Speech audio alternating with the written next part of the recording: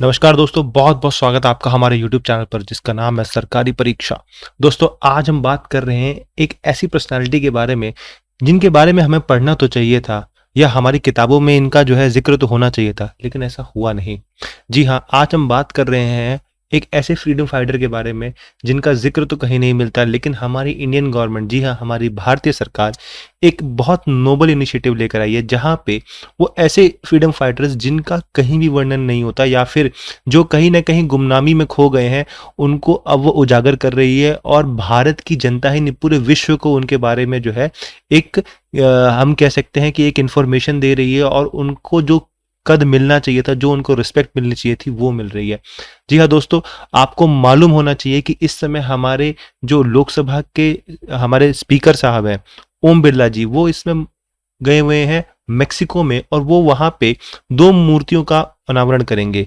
एक मूर्ति तो हमारे जो है सबके चहेते श्री विवेकानंद जी की है और दूसरी मूर्ति जिस शख्सियत की है वो है पांडुरंग सदाशिव खनखोजे जी। जी हाँ, जिनके बारे में ये वीडियो है, जिनके बारे में हम ये जानकारी आज आपको देंगे। तो चलिए स्टार्ट करते हैं, देखते हैं कौन है पांडुरंग सदाशिव खनखोजे जी और क्या है इनका ऐसा कंट्रीब्यूशन जिसकी वजह से इनकी मूर्ति का अनावरण हो रहा है, वो भी मेक्सिको जैसी कंट्री में, जहां पे भारत का इतना ज़्यादा लेना देना है नहीं, अगर मैं आपको बताऊं इंडिपेंडेंस या हमारी आज़ादी से लेकर। तो चलिए स्टार्ट करते हैं। देखिए, खनखोजे जी का अगर हम इतिहास समझेंगे तो इनका जन्म हुआ था भारत में, महाराष्ट्र में, और महाराष्ट्र का कौन सा जिला? वो था वारदा जिला, जैसा कि आप देख सकते हैं। और क्योंकि हर भारतीय के मन में कहीं ना कहीं खेती जो है वो बसती है, तो खनखोजे साहब भी अलग नहीं थे, उनके मन में भी भारतीयों की तरह ही जो है एक खेती उनके मन में बसती थी। उनको खेती से बड़ा लगाव था और दूसरा लगाव जो था वो था अपने भारत से। वो हमेशा उनका मन करता था कि भारत कब आज़ाद होगा, वो चाहते थे आज़ाद भारत में सांस लेना। और कहीं ना कहीं जब वो छोटे थे तो उन्होंने कुछ ऐसी चीज़ें पढ़ी जिन्होंने उनके ऐसे थॉट्स को और सॉलिड कर दिया और उसको जो है बुलंद कर दिया।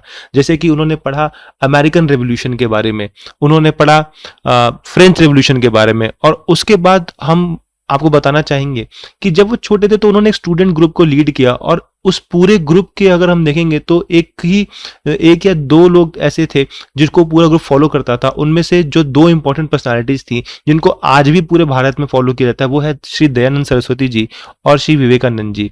तो इनके सिद्धांतों को इनका जो स्टूडेंट ग्रुप था बहुत ज़्यादा फॉलो करता था। और खासकर मैंने अभी आपको बताया कि जो 2 ग्रेट रेवोल्यूशंस थे उनके बारे में जो है इन्होंने काफ़ी पढ़ा और उनसे इनको काफ़ी इंस्पिरेशन मिली। एक था आपका फ्रेंच रेवोल्यूशन जो कि हुआ था 1789 में, और अमेरिकन रेवोल्यूशन जो कि 1776 की बात है। तो इन दोनों रेवोल्यूशंस ने भी इनको बहुत ज़्यादा हम कह सकते हैं इंस्पायर किया और इनके मन में ये भी थॉट आया कि भाई अगर जब बाकी लोग ये कर सकते हैं तो हम भारतीय ये काम क्यों नहीं कर सकते। तो और फिर इन्होंने दिमाग लगाया कि चलो एक काम करते हैं, भारत के बाहर चलते हैं और बाहर से ट्रेनिंग लेते हैं रेवोल्यूशनरी मेथड्स की और मिलिट्री की। और तो इस चीज़ के लिए वो जाके मिले किससे? भारत के अपने बहुत बड़े एक नेता थे जिनका नाम आपने सुना होगा, वो थे बाल गंगाधर तिलक। तो तिलक साहब से जाके इनकी मुलाकात हुई, इन्होंने उनसे पूछा तो उन्होंने कहा कि आप जो है जापान जा सकते हैं और ऐसी कई कंट्रीज है जहाँ पे आप इन चीज़ों को सीख सकते हैं। तो पहले जो इन्होंने मूवमेंट की वो जापान की तरफ की, लेकिन कुछ दिन जापान और चाइना में गुजारने के बाद अल्टीमेटली ये गए यूएसए में, और यूएसए में इन्होंने अपने आप को एक कॉलेज में एनरोल कर लिया as a student of agriculture. अब स्टूडेंट ऑफ एग्रीकल्चर इन्होंने कहाँ अपने आप को एनरोल किया था? यूएस के कैलिफोर्निया रीजन में ही। लेकिन थोड़े दिनों बाद जब इनको ये समझ में आया कि भाई इनका जो प्राइमरी पर्पस था वो था रेवोल्यूशनरी और मिलिट्री की ट्रेनिंग लेना, रेवोल्यूशनरी मेथड्स को समझना, उसके लिए इन्होंने अपने आप को एनरोल फिर से किया एक माउंट टेम्पियास मिलिट्री अकेडमी पड़ती है कैलिफोर्निया में। तो आप देख सकते हैं कि ये आपके सामने यूएसए का मैप है, तो कैलिफोर्निया यहाँ पे पड़ता है। यहाँ पे उन्होंने अपने आप को माउंट टेम्पल पियास मिलिट्री अकेडमी थी वहाँ पे एनरोल कर लिया और ये पूरा का पूरा जो मिलिट्री का स्ट्रक्चर होता है वो समझा, उनकी ट्रेनिंग समझी।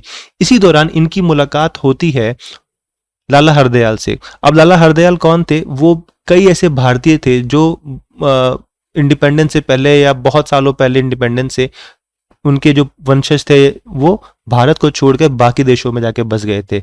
तो लाला हरदयाल ऐसे ही एक हिंदू थे, एक ऐसे ही इंडियन थे, और उनके मन में भी एक इच्छा थी कि भाई भारत जो है एक आज़ाद हो, आज़ाद देश की तरह जो है जिए।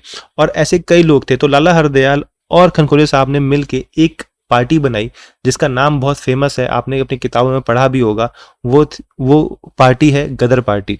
तो गदर पार्टी की जो स्थापना थी वो कनकोजे साहब, लाला हरदयाल और इनके जैसे कई लोगों ने मिलकर की थी। और इस पार्टी का जो मूल मोटिव था वो यही था कि भाई भारत में चल रहे फ्रीडम स्ट्रगल को किसी न किसी तरीके से ये सपोर्ट करें। तो उसके लिए मॉनेटरी बेनिफिट्स भी प्रोवाइड कराते थे कि फंड्स इकट्ठा करते थे और उन फंड्स को ये भारत भेजते थे ताकि जो रेवोल्यूशनरीज, जो लोग अपनी जान पे खेल के भारत की आज़ादी के लिए लड़ रहे हैं, उनकी सहायता की जा सके।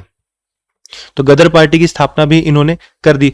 उसके बाद ये गए पेरिस में, जहां पे इनकी मुलाकात होती है मैडम भिकाजी कामा से, और तो इन्होंने यूरोप भी घूमा। लेकिन इस बीच में ब्रिटिश को ये समझ में आ गया था कि कनकोजे साहब जो हैं उनकी सेहत के लिए अच्छे नहीं है। तो उन्होंने पूरा प्लान बना लिया कि उनको यूरोप से डिपोर्ट कर दिया जाएगा और उनको किसी जेल में भेज दिया जाएगा। तो बस जैसे ही उनको पता लगा अब वो भारत जा नहीं सकते थे और यूरोप वो रह नहीं सकते थे, तो अल्टीमेटली हुआ क्या कि उनके कुछ दोस्त थे यहाँ कैलिफोर्निया के टाइम से, उन्होंने उनको बुला लिया मेक्सिको। अब मेक्सिको पड़ता कहाँ है, तो ये देखिए ये है यूएसए, ऊपर आपको मिल जाएगा कनाडा और यहाँ पे आपको मिलता है ये है मेक्सिको। तो मेक्सिको इनको बुला लिया इनके दोस्तों ने, और मेक्सिको जब ये गए तो वहां पे इन्होंने जो है एनरोल कर लिया खुद को एज अ प्रोफेसर। इन्होंने एनरोल कर लिया मेक्सिको में। एक स्कूल है वहां पे, national school of agriculture in Chapingo नाम की एक जगह है मेक्सिको सिटी में।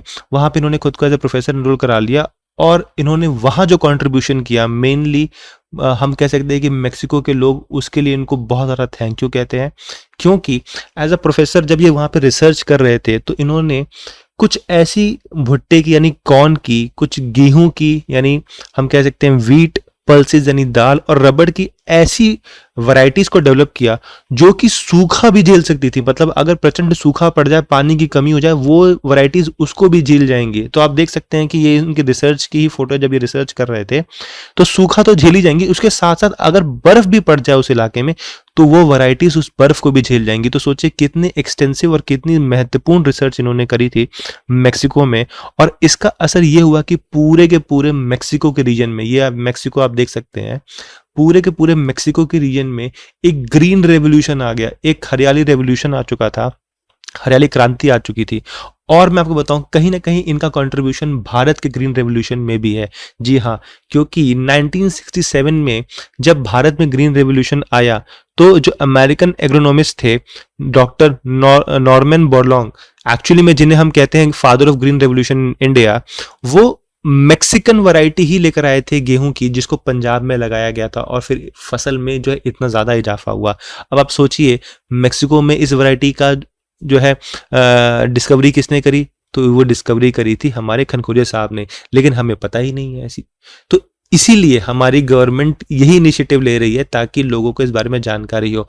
और क्योंकि मेक्सिको में इनको इतना पूज्य माना जाता है कि इसीलिए इनकी मूर्ति का अनावरण भी मेक्सिको में किया जा रहा है। अब आप सोच सकते हैं कि इनकी इतनी ज़्यादा पूजा होती है मेक्सिको में कि एक बहुत फेमस, मैं आपको बताऊं, एक बहुत फेमस आर्टिस्ट है मेक्सिको के, डिएगो रिवेरा।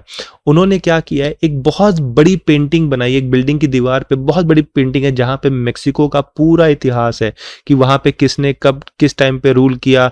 अलग अलग पर्सनैलिटीज आपको उस पूरी पेंटिंग में दिखती है। इसे म्यूरल कहते हैं एक्चुअली में इस टाइप ऑफ पेंटिंग को। उसमें आपको कार्ल मार्क्स भी नजर आते हैं, और इसी पेंटिंग में आपको सदाशिव साहब नजर आते हैं ब्रेड बनाते हुए।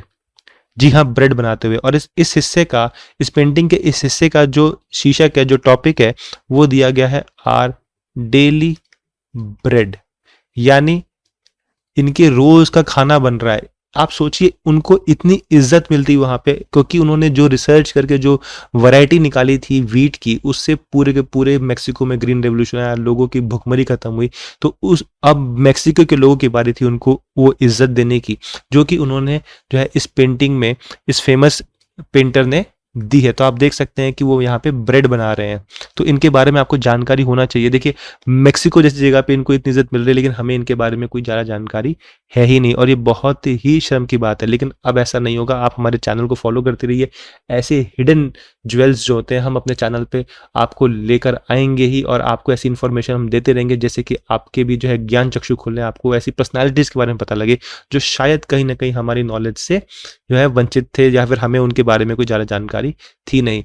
हम इस गवर्नमेंट के इनिशिएटिव को, अपनी गवर्नमेंट के इनिशिएटिव को पूर्णतः सपोर्ट करते हैं कि हमें सारी की सारी जितने भी हमारे फ्रीडम फाइटर्स हैं, जो कहीं न कहीं गुमनामी में विलुप्त हो चुके हैं, उनके बारे में हमें मालूम होना चाहिए। तो दोस्तों, इसी के साथ करते हैं इस वीडियो का समापन। आशा करता हूँ कि आपको ये वीडियो अच्छी लगी होगी। अगर आपको ये वीडियो अच्छी लगी तो प्लीज़ लाइक करिए, इस वीडियो को शेयर करिए। शेयर करना बहुत ज़रूरी है ताकि आपके जो दोस्त हैं, जिनको जो है हमारे पांडुरंग साहब के बारे में जानकारी नहीं है, उनको भी पता लगे कि ऐसे महान अनुभव जो है हमारे देश में पैदा हुए हैं, जिन्होंने हमारे देश का भला तो किया ही किया, दूसरे देशों को भी भला किया है। और प्लीज़, अगर आपको लगता है कि आपके पास कोई ऐसी जानकारी है जो आप हमें देना चाहते हैं, या फिर ऐसे कोई रेवोल्यूशनरी जिनके बारे में आप हमसे सुनना चाहते हैं, तो प्लीज़ हमें कमेंट में ज़रूर बताएं। और जी हाँ, चैनल को सब्सक्राइब जरूर करें, क्योंकि ऐसा कंटेंट आपको यही मिलेगा। तो मिलते हैं अगली वीडियो में, तब तक के लिए धन्यवाद।